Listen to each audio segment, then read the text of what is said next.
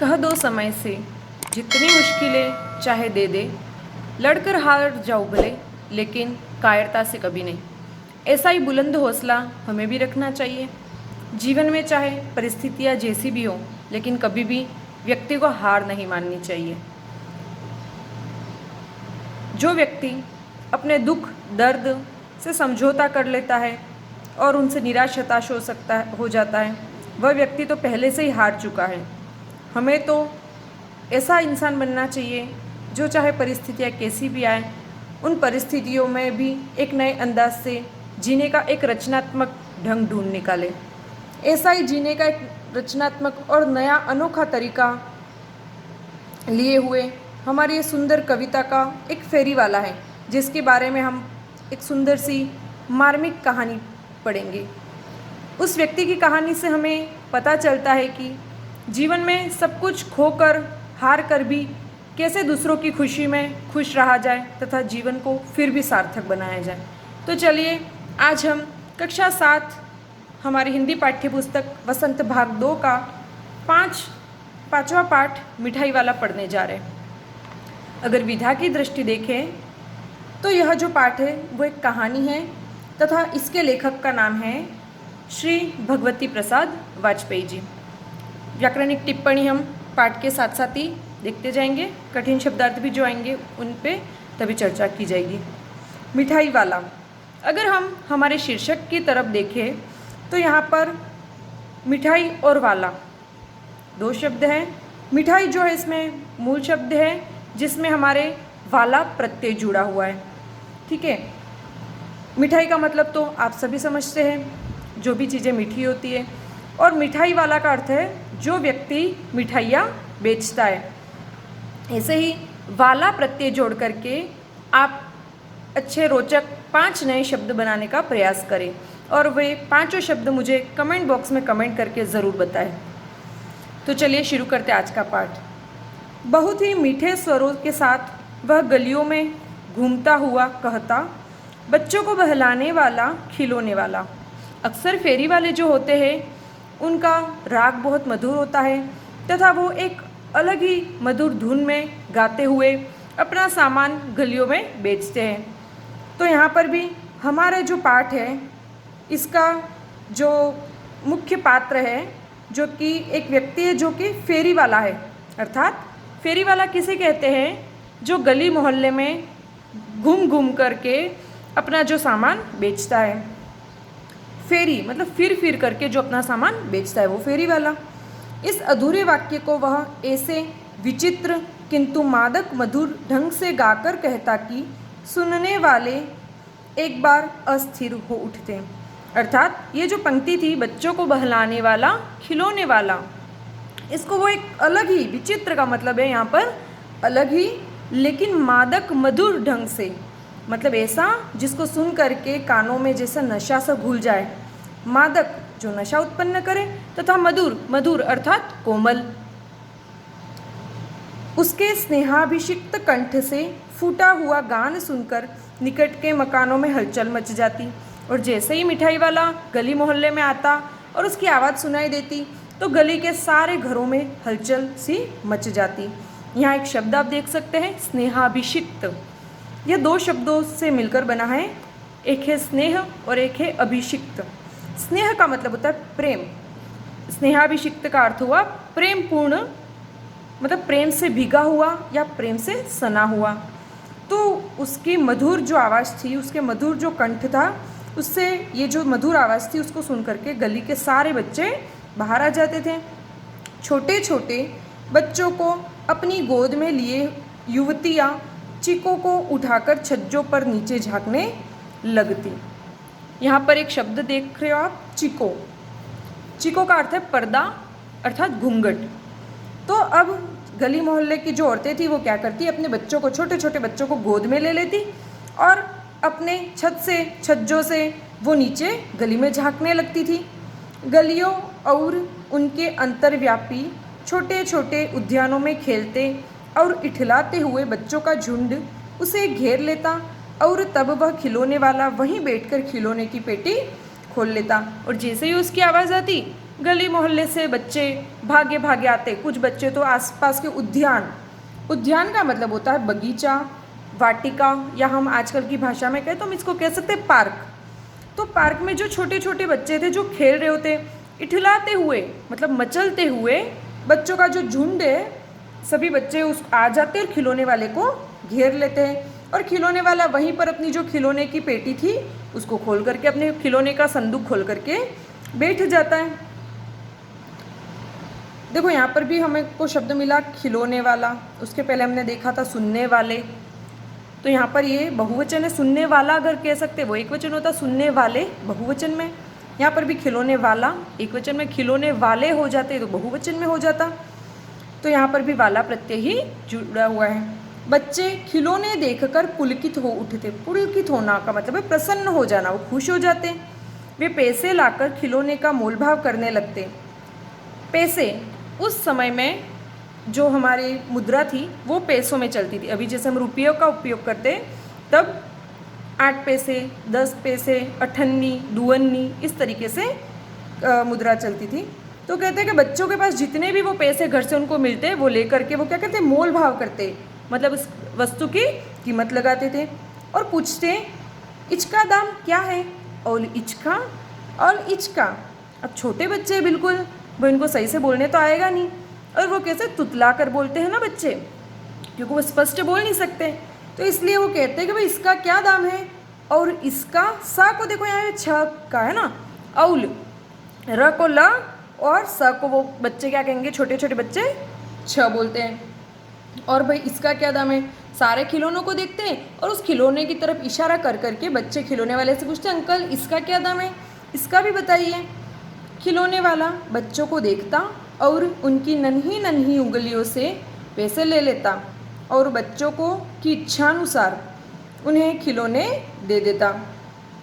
अब वो क्या करता, उन छोटे बच्चों की तरफ देखता और उनकी छोटे छोटे जो हाथ थे, उन छोटी छोटी उंगलियों के बीच में जो पैसे होते थे उनको ले करके बच्चों की इच्छा अनुसार, यहाँ पर है इच्छा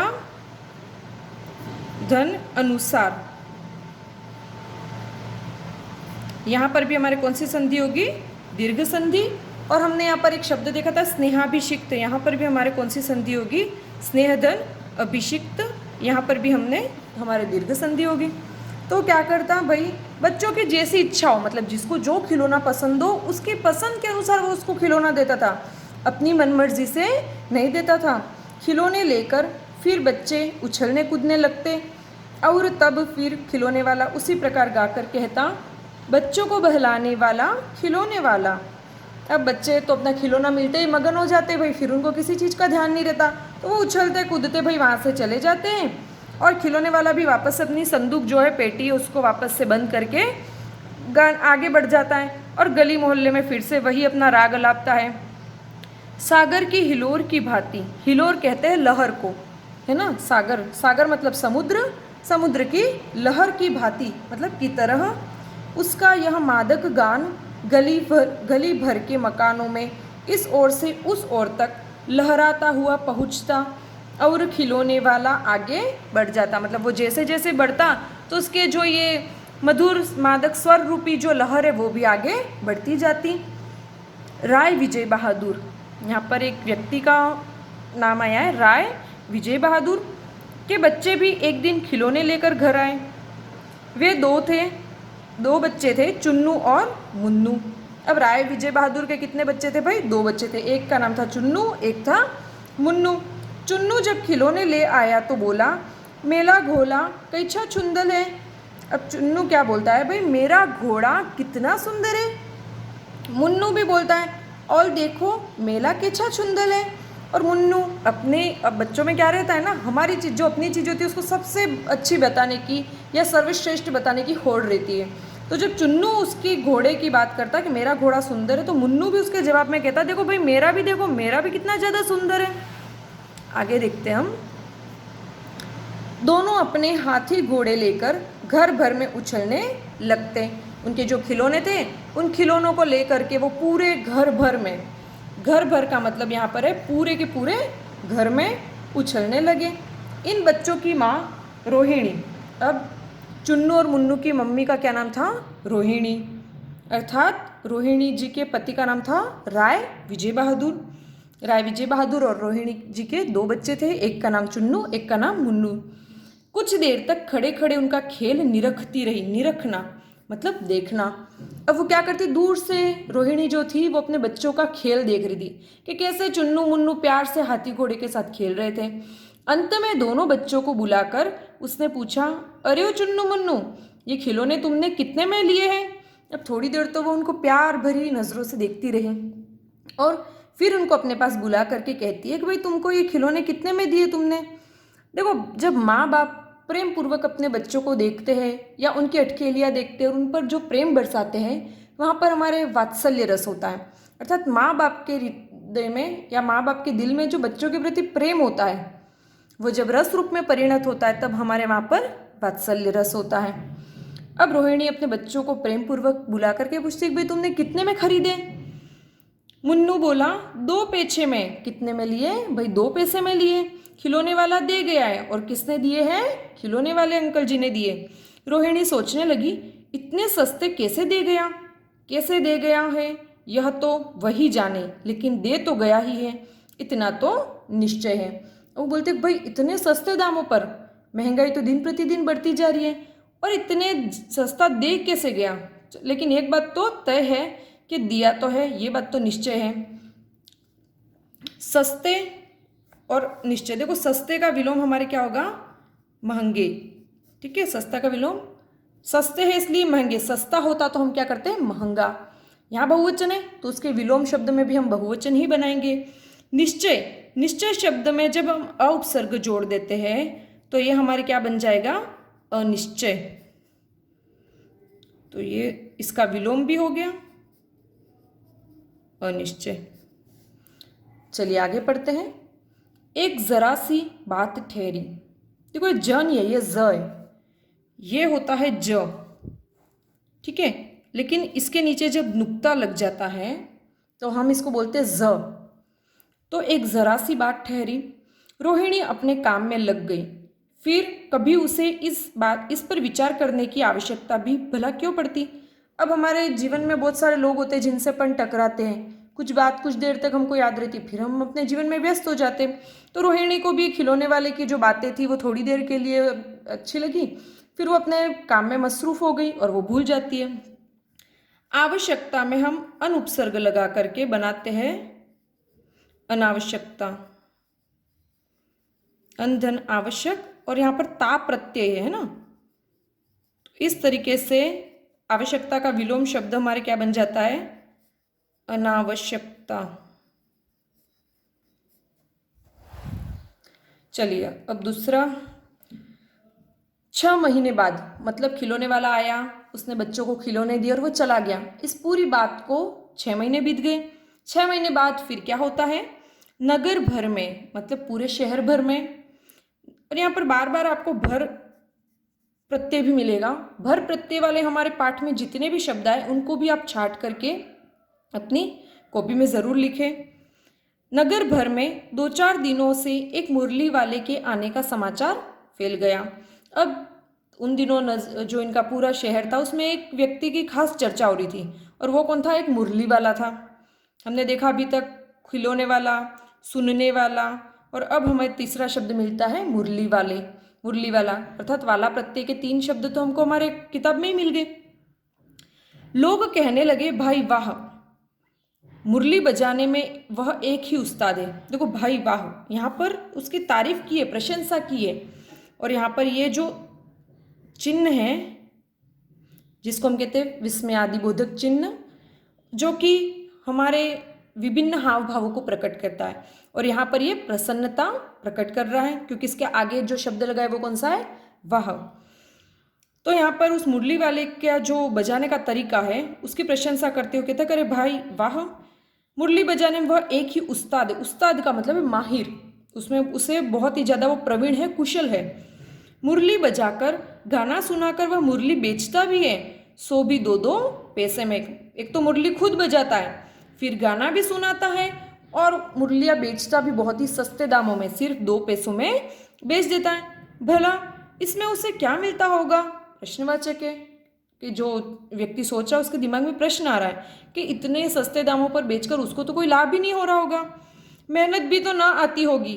मतलब वो ये जो मेहनत कर रहा है, गली भर में घूमता फिरता, उसने माल खरीदा होगा, फिर बेचने का जो ये उसको मेहनत कर रही है उसका भी उसको प्रतिफल नहीं मिल रहा होगा।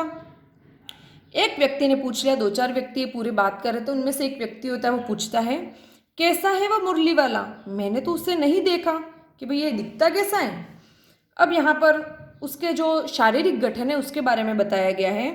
उत्तर मिला, उम्र तो उसकी अभी अधिक ना होगी, यही 30-32 का होगा, दुबला पतला गोरा युवक है, बीकानेरी रंगीन साफा बांधता है।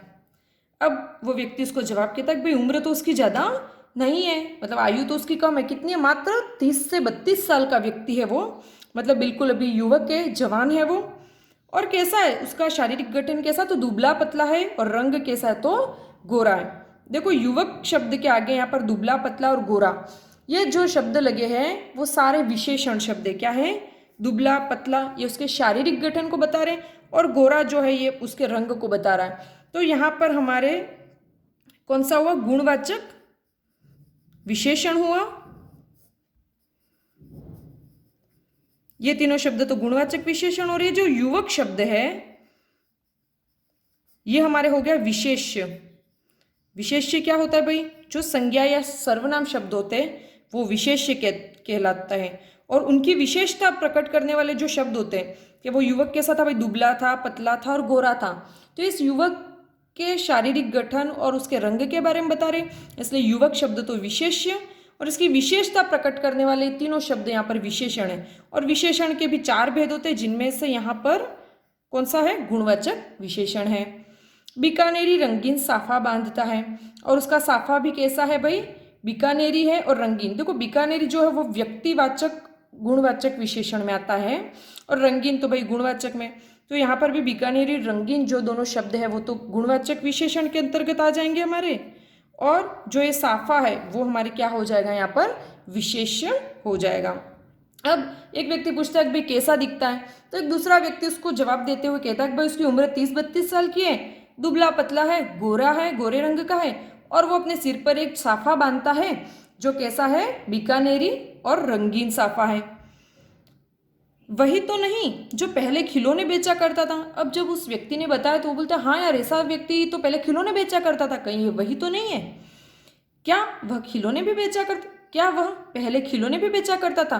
अब मुरली वाले को जिसने देखा उसने खिलौने वाले को नहीं देखा, और खिलौने वाले को जिसने देखा था उसने मुरली वाले को, इसलिए वो दोनों आपस में ऐसी बातें कर रहे। वो बोलता है क्या ये पहले खिलौने भी बेचा करता था।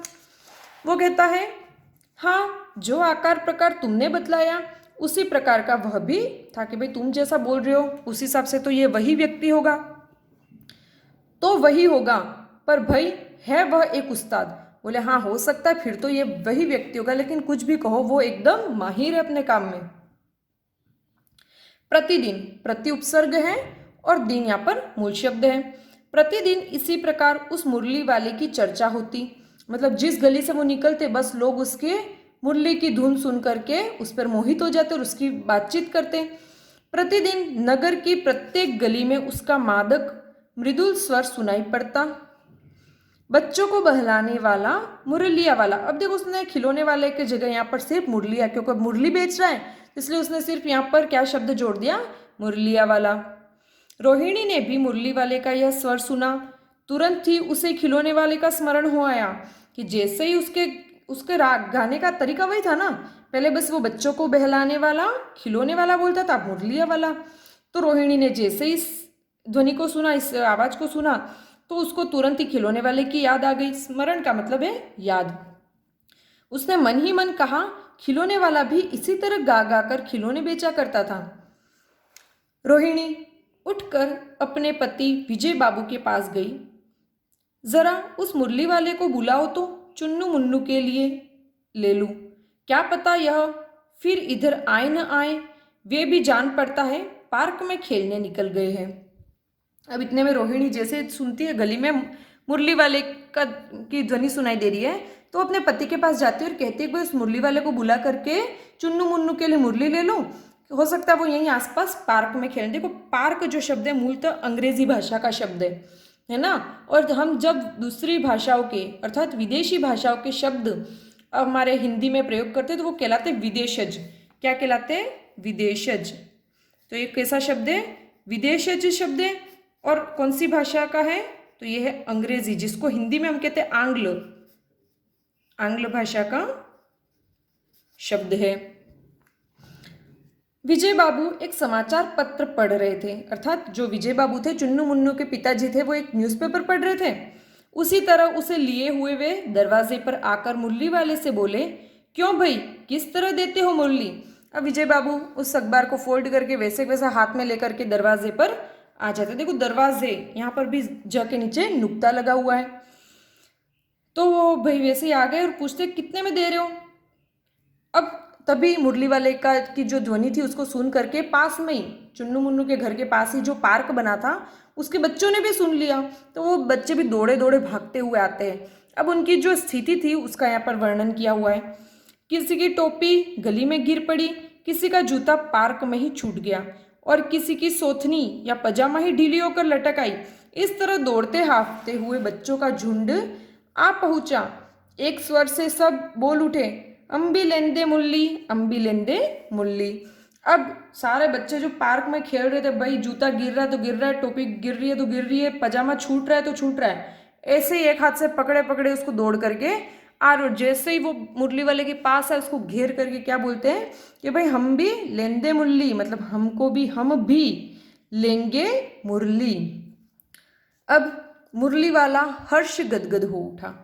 हर्ष मतलब खुशी से, गदगद मतलब उसका गला भर आया था खुशी के मारे। जब हम रोने जैसा हमारा बिल्कुल यूं लगे कि हम रो ही पड़ेंगे, तो उस कहते हैं कि हर्ष गदगद होना, मतलब बिल्कुल वो बहुत ही ज़्यादा खुश हो गया था उन बच्चों को देख करके। उसके मन में उनके प्रति प्रेम रस उमड़ पड़ा था।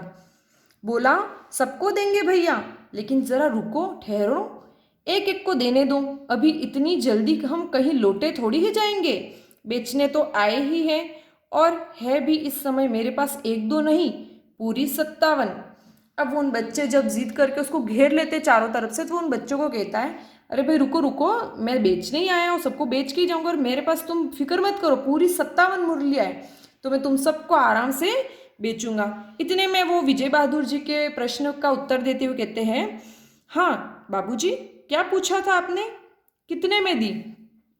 दी तो वैसे 3-3 पैसे के हिसाब से है, पर आपको 2-2 पैसे में ही दे दूंगा। बोले भाई बाकी तो सब लोगों को मैं 3 पैसों में देता हूँ, लेकिन ठीक है भाई, आपको 2 पैसों में दे दूंगा। विजय बाबू भीतर बाहर दोनों रूपों में मुस्कुरा दिए, भीतर और बाहर, ठीक है, वो दोनों तरीके से, मतलब मन में भी हंसे और उनके चेहरे पर भी मुस्कुराहट खिल उठी। क्यों खिली भाई? मन ही मन कहने लगे, कैसा है? अब ये जो मुस्कुराहट थी उसमें व्यंग्य था। कैसा व्यंग्य? वो यहाँ पर स्पष्ट है, देता तो सबको इसी भाव से है, पर मुझ पर उल्टा एहसान लाद रहा है। अब उनके मन में ये हंसी इसलिए आई, उनके मुख पे हंसी आने का कारण था, वो बोले भाई दे तो सबको 2 पैसों में ही रहा है, लेकिन इस तरीके से बोल करके ये मुझे अपने एहसानों के तले दबाना चाहता है। तो इसी व्यंग्य के मारे उनको हंसी आ गई। फिर बोले, तुम लोगों की झूठ बोलने की आदत होती है, देते होगे सभी को 2-2 पैसे में, पर एहसान का बोझा मेरे ऊपर ही लाद रहे हो। अब वो वही बात कह भी देते, बोले कि भाई तुम दे तो नगर भर में 2 पैसों की रहे हो सबको, लेकिन फिर भी मेरे सामने झूठ बोल रहे हो कि भाई सबको 3 पैसों में देता हूँ और सिर्फ आपको 2 पैसों में दे रहा हूँ। और इस तरीके से क्या जता रहे हो कि मानो तुम मुझ पे कोई एहसान कर रहे हो, कि एहसान का जो बोझा है, जो बोझ है, भार है, वो मेरे ऊपर लाद रहे हो। मुरली वाला एकदम अप्रतिभ हो उठा, मतलब वो असमंजस्य की स्थिति में आ गया। क्या कहूँ अब, इसका क्या उत्तर दूँ? बोला, आपको क्या पता बाबूजी कि इनकी असली लागत क्या है? यह तो ग्राहकों का दस्तूर होता है कि दुकानदार चाहे हानि उठाकर चीज क्यों न बेचे, पर ग्राहक यही समझते हैं दुकानदार मुझे लूट रहा है। आप भला काहे को विश्वास करेंगे, लेकिन सच पूछिए तो बाबूजी, असली दाम 2 ही पैसा है। आप कहीं से 2 पैसे में ये मुरली नहीं पा सकते। मैंने पूरी 1000 बनवाई थी, तब मुझे इस भाव पड़ी है।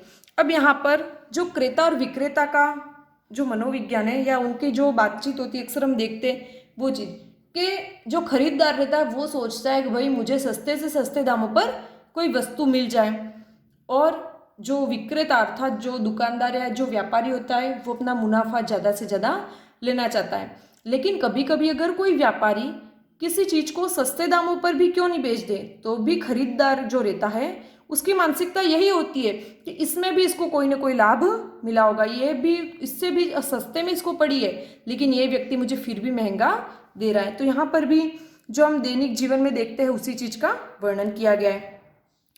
अब वो बताता है कि भाई मैं इतनी सस्ती जो मुझे पड़ी है 2 पैसों में, उसका कारण ये है कि मैंने 1000 बनवाई है, एक साथ थोक में या बड़े पैमाने पर बनवाई है, जिसके कारण मुझे ये सस्ती, बाकी तो आपको कहीं पर भी 2 पैसों में इतनी अच्छी मुरलियाँ नहीं मिलेंगी। इससे आगे हम इस पार्ट को कल पढ़ेंगे क्योंकि वीडियो ज़्यादा ही लंबा हो रहा है। आशा करती हूँ आज का वीडियो आपको अच्छा लगा होगा और इसमें जो जो चीज़ें व्याकरणिक दृष्टि से महत्वपूर्ण है वो भी मैंने आपको बता दी गई है। और जो प्रश्न मैंने आपसे पूछे मैं आशा करती हूँ कि आप कमेंट बॉक्स में उसका उत्तर ज़रूर देंगे। आप सबका बहुत बहुत धन्यवाद।